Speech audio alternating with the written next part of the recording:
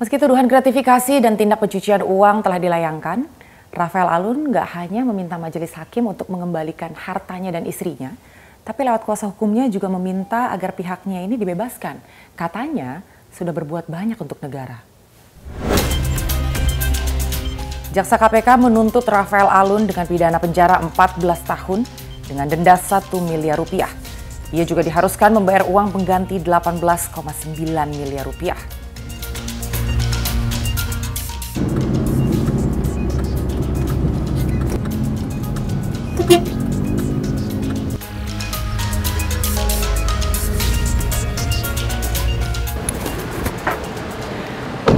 Kita ceritanya kembali lagi ke Tipikor. Jadi kemarin itu kita udah ke Tipikor untuk untuk menghadiri sidang vonis Rafael Alun. Tapi karena nunggu 5 jam ya nggak tahu kenapa ya, sidangnya tiba-tiba ditunda. Padahal kuasa hukum udah di dalam, JPU juga udah di dalam. Sekarang sih udah janjian ya sama kuasa hukumnya, mau nanya kenapa sih kok bisa tiba-tiba ditunda. Dan sekarang katanya udah mulai sidangnya. Yuk kita dengerin yuk. Masuk dari mana sih? Dari sini. Sidangnya itu diganti jadi hari ini dengan agenda mendengarkan vonis Rafael Alun. Apakah vonis dari majelis hakim sesuai dengan pelanggaran yang dilakukan?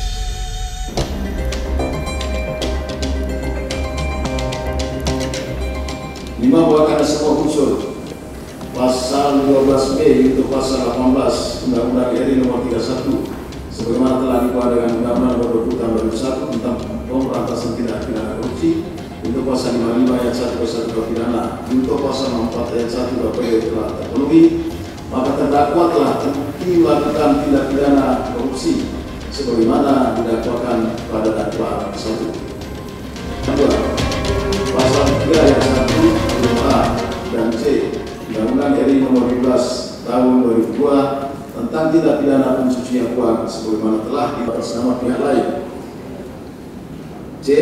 Membayarkan atau membelanjakan harta kekayaan yang diketahuinya atau patut diduganya merupakan hasil tindak pidana baik perbuatan itu atas namanya sendiri maupun atas nama pihak lain. Bahwa oleh karena dakwaan kedua ini bukan dengan ketentuan pasal 55 ayat orang 2 yang dengan sengaja menempatkan harta kekayaan ke dalam penyedia jasa keuangan, 3 yang dengan sengaja membayarkan, yang 2 menyebutkan bahwa harta kekayaan adalah semua benda bergerak atau benda tidak bergerak, baik yang berwujud maupun yang tidak berwujud.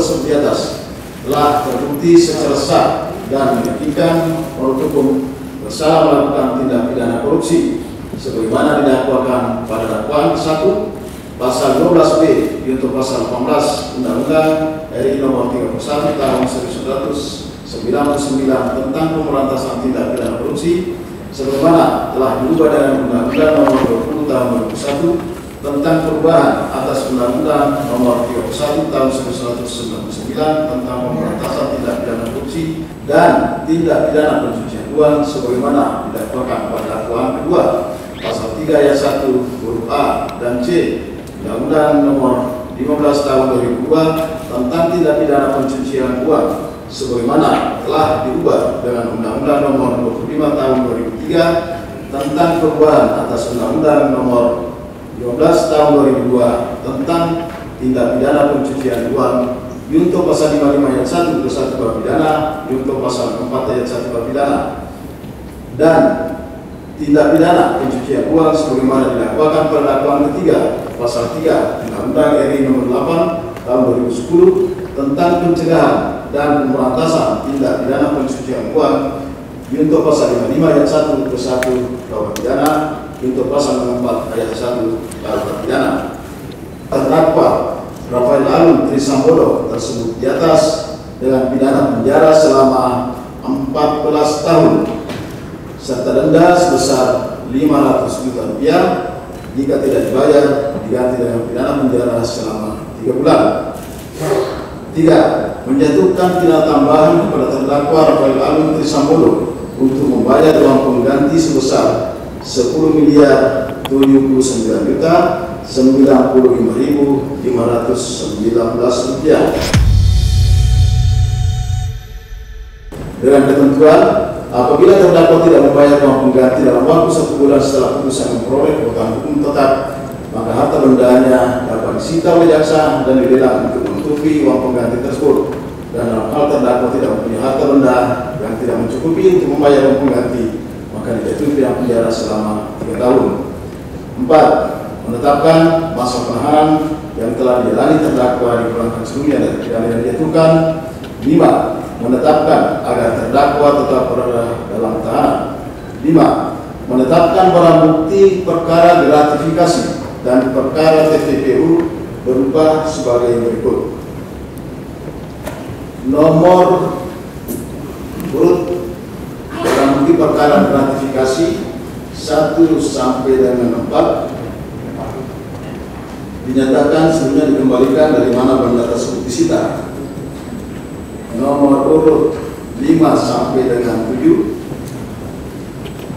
perkara gratifikasi seluruhnya terlampir dalam berkas perkara. Nomor 8 sampai dengan 11 perkara gratifikasi seluruhnya dikembalikan dari mana benda tersebut disita.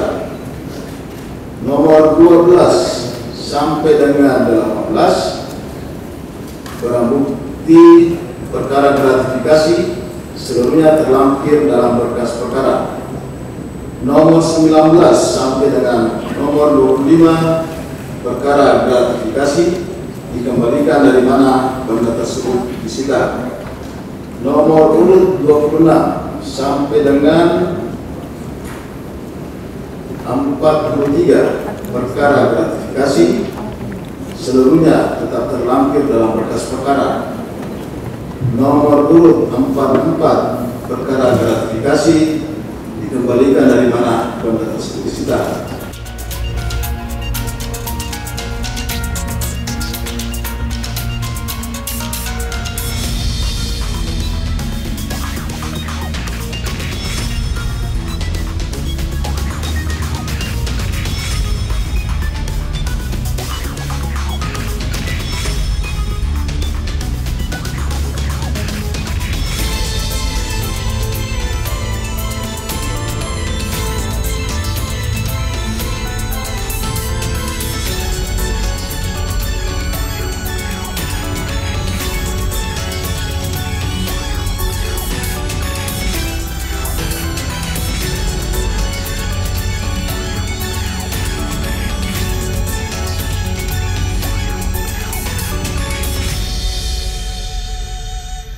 Dari Yang Mulia, kami juga menyatakan pikir. Ya, berarti sama-sama menyatakan pikir-pikir, berarti putusan ini belum mempunyai kekuatan hukum yang tetap.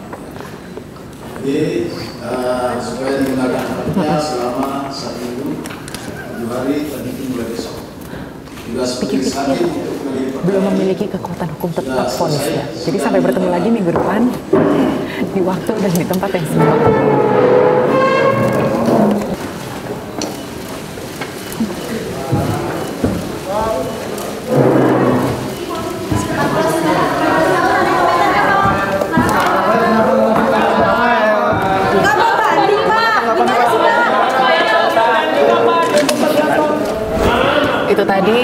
hasil dari sidang vonis majelis hakim terhadap Rafael Alun, tapi putusan ini belum punya kekuatan hukum tetap, teman-teman, karena tadi respon dari Rafael Alun setelah berkonsultasi dengan kuasa hukumnya dan juga respon dari jaksa penuntut umum adalah pikir-pikir, jadi diberi waktu 1 minggu. Ya kita tunggu aja nanti gimana keputusan akhirnya, tapi sejauh ini hasil vonis dari majelis hakim adalah 14 tahun penjara karena Rafael Alun telah terbukti melakukan tindak pidana pencucian uang dan juga gratifikasi selama masih menjabat sebagai pejabat pajak. Kita sekarang mau nyari kuasa hukumnya, tadi sih udah janjian ya, cuman nggak tahu yang mana, maksudnya nggak tahu siapa yang available.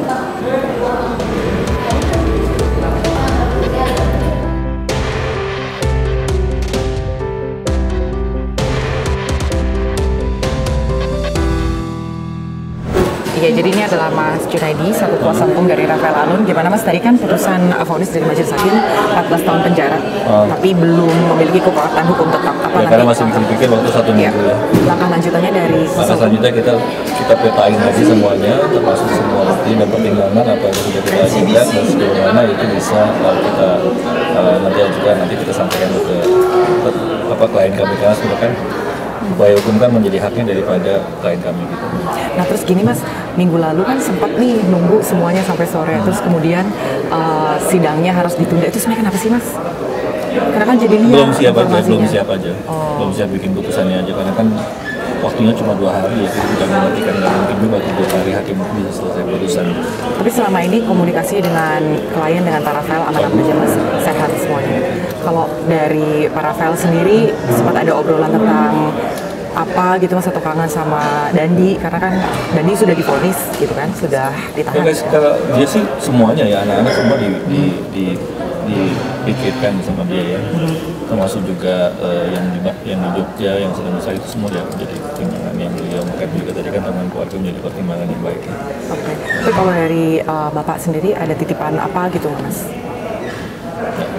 Karena kan sebelumnya sempat ada ingin mengajukan bahwa sudah mengabdi nih bagi negara gitu kan. Ya tadi kan pertimbangan kan, mengabdi bagi negara, memang udah kan 25 tahun masih juga tahu dihitung kan gitu. Berarti dari kuasa hukum nantinya akan mengajukan kembali. Kita diskusi sama klien, lalu nanti apa yang menjadi keputusan klien itu yang kita dukung lah, kita support apapun yang menjadi keputusan. Oke, berarti masih akan kembali lagi minggu depan Mas? Atau masih nanti diagendakan lagi? Nggak perlu datang lagi, kalaupun kita ngajuin banding ya kita pakai surat aja. Oke, makasih ya Mas, sehat-sehat Mas. Itu tadi kalau hasil wawancara singkat dengan kuasa hukum yang pada intinya adalah para kuasa hukum ini masih akan berdiskusi dengan Rafael Alun terkait dengan pemetaan dan juga apa-apa aja yang akan disampaikan di persidangan yang akan datang. Karena kalau menurut kuasa hukum tadi itu pengabdian Rafael Alun selama 25 tahun bagi negara ini perlu menjadi pertimbangan dari majelis hakim untuk meringankan hukumannya. Tapi kalau dari pernyataan majelis hakim tadi yang saya dengar dan saya catat, bahwa Rafael Alun ini secara sadar melakukan aksi jual beli dan juga memperkaya diri ketika masih menjabat sebagai pejabat negara, ketika masih menjabat sebagai ASN. Jadi inilah yang memberatkan Rafael Alun untuk divonis 14 tahun penjara. Tapi apakah nantinya banding dan juga fakta-fakta lain yang diajukan dari kuasa hukum bisa meringankan hukuman Rafael Alun? Kita simak aja dan kita kawal bersama.